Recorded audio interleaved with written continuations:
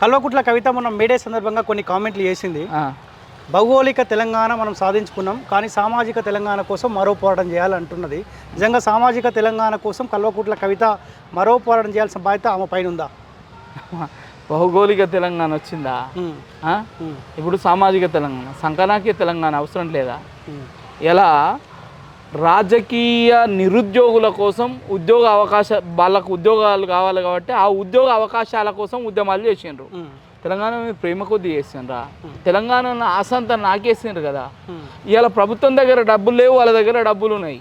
అద్భుతమైన కార్యక్రమాలు చేయగలుగుతుండ్రు, అద్భుతమైన సభలు నిర్వహించగలుగుతుండ్రు, అద్భుతంగా తిరగగలుగుతుండ్రు. ఎందుకంటే వాళ్ళ దగ్గర తెలంగాణ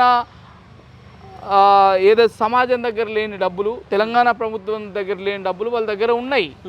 సో ఇంకోసారి ఏం చేస్తారు, తెలంగాణని అంగట్లో పెట్టి అర్రాజ్ చేస్తారు. ఏ పాకిస్తాన్కో ఆఫ్ఘనిస్తాన్కో, సరే ఇవి కొనే కంట్రీలు కావు కానీ ఇంకా వాళ్ళకు అద్భుతమైన కంట్రీలు ఉన్నాయి అమ్మడానికి, అమ్మేస్తారేమో. ఓకే,